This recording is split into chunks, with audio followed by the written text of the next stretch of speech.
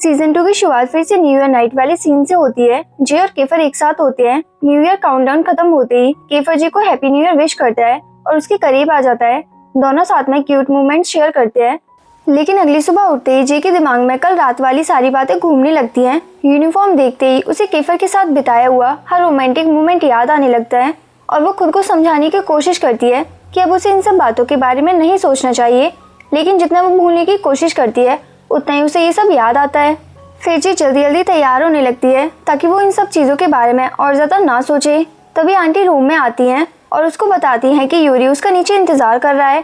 नीचे पहुंचते ही यूरी उसे गुड मॉर्निंग बोलता है और उसका बैग उठाने की कोशिश करता है, लेकिन जब मना कर देती है। फिर दोनों साथ में स्कूल के लिए निकल जाते हैं। रास्ते में यूरी बताता है कि वो सिर्फ इसीलिए आया है क्योंकि वो जे के साथ ज़्यादा वक्त गुजारना चाहता है। ये सुनकर जे और भी ज़्यादा कन्फ्यूज हो जाती है। एक तरफ केफर है, दूसरी तरफ यूरी और बीच में जे, जिसको कुछ भी समझ नहीं आ रहा कि उसके साथ हो क्या रहा है। तभी वहाँ पर एरिस आ जाता है और कहता है कि वो जे को लेकर जाएगा। थोड़ी देर के लिए ऑकवर्ड सिचुएशन बन जाती है, लेकिन जे कह देती है कि उसे यूरी से बात करनी है, इसीलिए वो यूरी के साथ ही जाएगी। रास्ते में यूरी उनकी एंगेजमेंट वाली बात छेड़ देता है। ये सुनकर जे बिल्कुल चुप हो जाती है। स्कूल पहुँचने के बाद यूरी महसूस करता है कि आज जे काफ़ी खामोश है। जब वो पूछता है कि सब ठीक है ना, तो जे हमेशा की तरह एक स्माइल के पीछे अपनी सारी टेंशन छुपा लेती है। फिर यूरी अपने दिल की बात खुलकर बताता है और वो कहता है कि उसे अपनी फीलिंग्स एक्सेप्ट करने का कोई पछतावा नहीं है। और वो जे को याद दिलाता है कि उनकी एंगेजमेंट हो चुकी है और वो उसका इंतजार करने के लिए तैयार है, चाहे जितना वक्त लगे। ये सुनकर जे और भी ज़्यादा इमोशनल हो जाती है, लेकिन कुछ नहीं कहती। यूरी फिर अपनी रिंग चैन में डालकर जे के गले में पहना देता है और कहता है कि फिलहाल ये बात किसी को पता नहीं चलनी चाहिए, वरना प्रॉब्लम हो सकती है। जाने से पहले वो जे के फोरहेड पर किस करता है। ये देखकर जे थोड़ी शॉक्ड हो जाती है। देन वो वहाँ से चली जाती है एंड यूरी थोड़ा सैड होकर बस जे को जाते हुए देखता रहता है, क्योंकि वो सच में जे से प्यार करता है। लेकिन असली प्रॉब्लम तो अभी आनी बाकी थी। स्कूल के गेट पर एंटर करते ही जे खुद से प्रॉमिस कर रही होती है कि अब वो केफर से दूर रहेगी, लेकिन जैसे ही वो अंदर आती है केफर सीधा आकर उसका हाथ पकड़ लेता है और नाराज होकर पूछता है कि क्या वो उसे भूल गई है। जे कुछ भी समझ पाती उससे पहले केफर उसे वॉल के पास ले जाता है और किस करने लगता है। जे उसे रोकने की कोशिश करती है क्योंकि उसके दिमाग में यूरी की बातें घूम रही होती हैं और उसे लग रहा था कि वो यूरी को धोखा दे रही है। लेकिन केफर का कहना था कि जब वो दोनों ऑफिशियली रिलेशनशिप में ही नहीं है तो चीटिंग का सवाल ही नहीं उठता। देन केफर फिर से उसे किस करने लगता है। सिचुएशन धीरे धीरे और इमोशनल हो जाती है। एक पल के लिए जे भी उस मोमेंट में खो जाती है, लेकिन फिर उसे यूरी की याद आ जाती है और वो घबरा कर केफर को रोक देती है और इतनी जल्दी में रोकती है जिसकी वजह से उसके लिप्स में लग जाती है और बस उसके बाद जे बिना कुछ कहे वहाँ से चली जाती है। जबकि केफर पीछे खड़ा सोच रहा होता है कि आखिर हुआ क्या है। जे सीधा क्लास में पहुँच जाती है। क्लास में सब कुछ पहले की तरह नॉर्मल लग रहा होता है और ये देखकर उसको थोड़ी तसल्ली मिलती है, लेकिन अंदर ही अंदर एक और बात उसे परेशान कर रही होती है, जो कि था सीएन। सीएन काफ़ी दिनों से गायब था और जे को लगातार उसकी फिक्र हो रही थी। उसे समझ नहीं आ रहा था कि आखिर वो कहाँ पर है और किस हाल में है। कुछ देर बाद डेविड और बाकी के दोस्त भी क्लास में आ जाते हैं। धीरे धीरे माहौल फिर से हल्का हो जाता है। इसी दौरान केफर भी क्लास में आता है, लेकिन आज सबकी नज़र उसके चेहरे पर जाकर रुक जाती है। उसके लिप्स थोड़े सूजे हुए होते हैं। बस फिर क्या था, दोस्तों को मौका मिल गया। सब उसे छेड़ना शुरू कर देते हैं और पूछते हैं कि भाई ये हाल किसने किया, कोई लड़ाई हुई थी या कहानी कुछ और है। ये सुनकर जे शर्मिंदा हो जाती है और नजरें चुराने लगती है। उधर केफर भी कुछ नहीं बताता, लेकिन उसकी नजरें बार बार जे की तरफ ही जा रही होती हैं। थोड़ी देर बाद यूरी भी क्लास में आता है और सीधा जे के पास जाकर बैठ जाता है। ये देखते ही केफर के चेहरे का रंग बदल जाता है और उसके दिल में जलन की आग फिर से भड़क उठती है। इसीलिए वो भी उठकर जे की दूसरी तरफ जाकर बैठ जाता है। अब बीच में जे थी और एक तरफ यूरी तो दूसरी तरफ केफर था। बेचारी जे की हालत ऐसी हो गई थी जैसे किसी को एक साथ दो तरफ से सवाल पूछ ले जाएं और जवाब सिर्फ एक देना हो। इसी बीच टीचर क्लास में आ जाते हैं और सब अपनी अपनी जगह जाकर बैठ जाते हैं। टीचर ग्रेजुएशन से पहले होने वाली न्यू एक्टिविटीज़ के बारे में बताने लगते हैं। अगले दिन सारे स्टूडेंट्स पोस्ट फाइनल रिट्रीट की तैयारियों में लगे होते हैं, लेकिन जे को ये सब कुछ थोड़ा अजीब लगता है क्योंकि उसने पहले कभी भी रिट्रीट को इस तरह नहीं देखा था। तब यूरी उसे समझाता है कि ये सिर्फ घूमने फिरने वाली ट्रिप नहीं है, दरअसल यही उनका फाइनल एग्जाम है और अगर इसे पास नहीं किया तो ग्रेजुएट नहीं हो सकते। ये सुनकर जे थोड़ी घबरा जाती है, लेकिन फिर यूरी हमेशा की तरह उसका हौसला बढ़ाता है और कहता है कि उसे फिक्र करने की ज़रूरत नहीं है, वो ज़रूर पास हो जाएगी। उधर केफर ये सब चुपचाप देख रहा होता है। जितनी देर यूरी और जे बात करते हैं उतनी देर उसकी जलन और ज़्यादा बढ़ जाती है। कुछ देर बाद लंच ब्रेक हो जाता है। सारे स्टूडेंट्स लाइन में लगकर अपना खाना लेते हैं और जे एक जगह जाकर आराम से बैठ जाती है। लेकिन केफर का इरादा आज उसे चैन से खाना खाने देने का बिल्कुल नहीं था। वो सीधा उसके सामने जाकर बैठ जाता है और फिर धीरे से न्यू ईयर वाली रात का जिक्र छेड़ देता है। ये बात सुनते ही फिर से जे घबरा जाती है और चुप हो जाती है। इसी वक्त यूरी वहाँ पर आ जाता है और पूछता है कि सब ठीक है ना। तो जे जल्दी से मुस्कुराकर बात संभाल लेती है और फिर खाना खाने लगती है। लेकिन केफर यहीं नहीं रुकता। वो धीरे से जे के करीब आकर कहता है कि तुम सिर्फ मेरी हो। अभी बात सुनकर जे सच में परेशान हो जाती है और वो तुरंत अपनी प्लेट लेकर वहाँ से चली जाती है ताकि और कोई तमाशा ना हो। खाना लेकर वो बिल्डिंग की छत पर पहुँचती है, लेकिन वहाँ उसे किसी की आवाज़ सुनाई देती है। जब वो देखने जाती है तो पता चलता है कि एडिक्स बहुत बुरी तरह परेशान है और उसकी हालत देखकर ऐसा लग रहा था जैसे उसे पैनिक अटैक आ रहा हो। जे तुरंत उसके पास जाती है और पूछती है कि क्या हुआ। एडिक्स रोते हुए बताता है कि उसे खुद पर गुस्सा आ रहा है। वो जिस लड़की से प्यार करता है उसे अपनी फीलिंग्स बता नहीं पा रहा। ना वो उसके करीब जा पा रहा है और ना ही अपने दिल की बात कह पा रहा है। उसे लग रहा था जैसे वो किसी उलझन में फंस गया हो। फिर जे उसे समझाती है और कहती है कि कम से कम तुम्हें इतना तो पता है कि तुम किससे प्यार करते हो। बहुत से लोग तो अपने दिल की बात ही नहीं समझ पाते। और ये कहते वक्त शायद वो खुद को भी समझा रही थी। आखिर में जे उससे कहती है कि अगर इतनी बड़ी बात है तो उस लड़की का फोटो दिखाए। एडिक्स अपना फ़ोन निकालता है और फोटो दिखा देता है। लेकिन जैसे ही जे तस्वीर को ध्यान से देखती है तो वो एकदम हैरान रह जाती है, क्योंकि जिस लड़की को एडिक्स पसंद करता था वो और कोई नहीं बल्कि फ्रेया थी। और जे को तो यकीन ही नहीं होता। लेकिन हैरानी के बाद भी वो एडिक्स से वादा करती है कि ये बात सिर्फ उन दोनों के बीच में रहेगी और किसी तीसरे इंसान को पता नहीं चलेगी। स्कूल खत्म होने के बाद जे घर आती है, लेकिन घर पहुंचते ही वो एक और झटका खा लेती है, क्योंकि घर के अंदर बहुत सारे सूटकेसेस रखे हुए होते हैं। और घर के अंदर इतने सारे सूटकेसेस देखकर जे पहले तो हैरान रह जाती है और उसे लगता है कि शायद किसी ने गलत घर में सामान रख दिया है। लेकिन जैसे ही वो अंदर जाती है उसका कंफ्यूजन और ज़्यादा बढ़ जाता है, क्योंकि सामने सीएन बिल्कुल आराम से आंटी के साथ बैठकर खाना खा रहा होता है जैसे ही उसका अपना घर हो।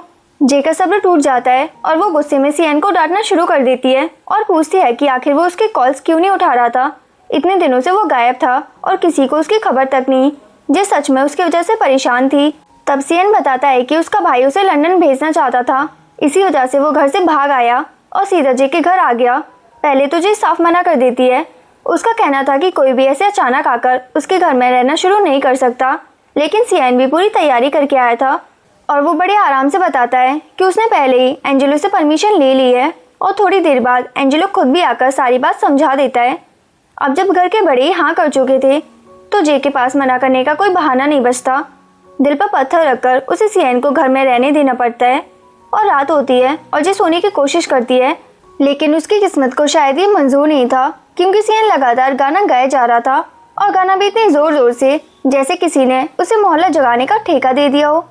पहले जे बर्दाश्त करने की कोशिश करती है, फिर करवट बदलती है, फिर तकिया कान पर रखती है, लेकिन जब कोई फायदा नहीं होता तो आखिरकार उसको गुस्सा आ जाता है और वो जोर से चिल्लाकर कहती है, चुप हो जाओ, इतना शोर क्यों मचा रहे हो, मेरी जान निकाल दोगे क्या। अगली सुबह जे नीचे आती है तो देखती है कि सीएन और एरिस साथ में बैठे हुए हैं, लेकिन जैसे ही वो नजर आती है एरिस अचानक उठकर वहां से चला जाता है और ये देखकर जे को तुरंत शक होता है। उसे लगता है कि शायद वो दोनों उसके बारे में बात कर रहे थे, लेकिन जब वो सीएन से पूछती है तो वो बात को घुमा देता है और कुछ भी साफ साफ नहीं बताता। इसीलिए जे सीएन के पीछे पड़ जाती है। आखिरकार सीएन उससे पूछ ही लेता है कि क्या एरिस ने जो कहा था वो सच है। जे हैरान होकर पूछती है कि कौन सी बात। तब सीएन धीरे से बताता है कि एरिस कह रहा था कि जे सेक्शन ही छोड़कर जाने वाली है। ये सुनकर जे बिल्कुल शॉक्ड रह जाती है और खुद से बोलती है कि मैं सेक्शन ही छोड़कर जा रही हूँ और मुझे ही नहीं पता। फिर सीएन पूछता है कि क्या तुम सच में हमें छोड़कर चली जाओगी, और उसकी आवाज़ में साफ उदासी थी। इसी दौरान केफर भी वहाँ पर आ जाता है और पूछता है कि तुम दोनों इतने परेशान क्यों दिख रहे हो। धीरे धीरे बाकी लोग भी इकट्ठा होने लगते हैं और बात सबके सामने आ जाती है। जैसे ही केफर को सेक्शन ही छोड़ने वाली बात पता चलती है, उसका चेहरा तुरंत बदल जाता है और उसे ये बात बिल्कुल पसंद नहीं आती और वो बिना कुछ सोचे समझे वो गुस्से में वहाँ से निकल जाता है। तो जे तुरंत समझ जाती है कि कुछ गड़बड़ होने वाली है। वो घबराकर यूरी से कहती है कि यूरी जल्दी जाओ, केफर एरिस को मार देगा। तो यूरी भी बिना वक्त गवाए तुरंत उसके पीछे जाता है। इधर जे सबको समझाने की कोशिश करती रहती है। वो बार बार कहती है कि वो सेक्शन ही छोड़कर नहीं जा रही है, लेकिन उस वक्त कोई भी उसकी बात सुनने को तैयार ही नहीं था। जिसके बाद केफर और एरिस के बीच में हाथापाई शुरू हो जाती है। तभी किसी को नजर आता है कि केफर के मुंह से थोड़ा खून निकल रहा है। तब यूरी जोर से चिल्लाकर बताता है कि एरिस ने केफर पर हाथ उठाया है। बस फिर क्या था, जो बात सिर्फ छोटी सी गलतफहमी की वजह से शुरू हुई थी वो पूरी लड़ाई में बदल जाती है। तभी जेवी वहां पर पहुंच जाती है, लेकिन हालात और ज्यादा खराब हो जाते हैं जब कुछ लड़के जे के बारे में उल्टी सीधी बात करने लगते हैं। ये सुनकर सेक्शन ई के लड़के और ज्यादा भड़क जाते हैं। अब किसी को भी असल मुद्दा याद नहीं था, सबको सिर्फ लड़ना था।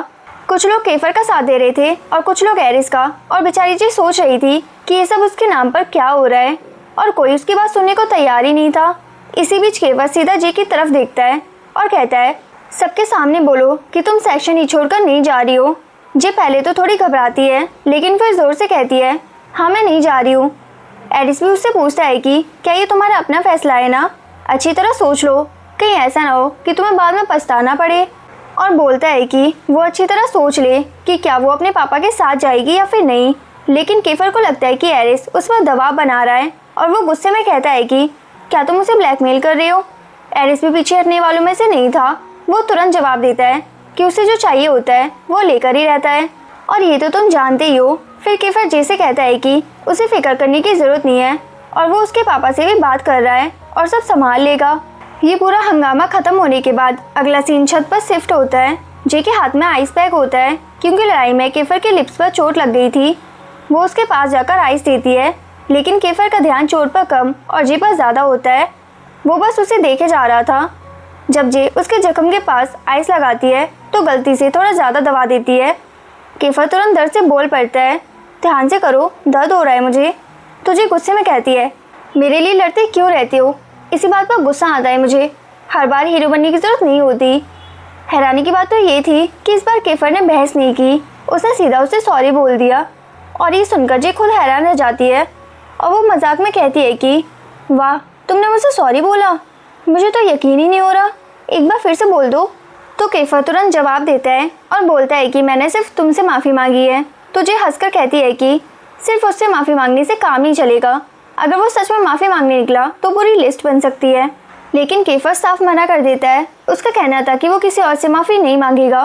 फिर वो सीधा जे की आंखों में देखकर कहता है कि मेरी फीलिंग सिर्फ तुम्हारे लिए है। और ये सुनकर जे एक पल के लिए खामोश हो जाती है। फिर जैसे ही वो वहाँ से जाने लगती है, केफर उसका हाथ पकड़ लेता है और कहता है कि मत जाओ ना, प्लीज़ मेरे साथ रहो। और ये बात सुनते ही जे को वो रात याद आ जाती है जब उसने भी कुछ ऐसा ही कहा था। और इसी के साथ ही एपिसोड यहीं पर ख़त्म हो जाता है। तो दोस्तों, क्या जे अब केफर को चुनेगी या यूरी के साथ एंगेजमेंट निभाएगी? आप किसकी टीम में हो, टीम केफर या टीम यूरी? मुझे अभी कमेंट करके बताओ। और साथ ही ये भी बताना कि इस एपिसोड में आपको सबसे अच्छा क्या लगा, एंड जिसका कमेंट सबसे अच्छा होगा उसे मैं पिन करूँगी। तो जल्दी से वीडियो को लाइक, शेयर और चैनल को सब्सक्राइब कर लो। मिलते हैं नेक्स्ट एपिसोड में, तब तक के लिए टाटा बाय बाय।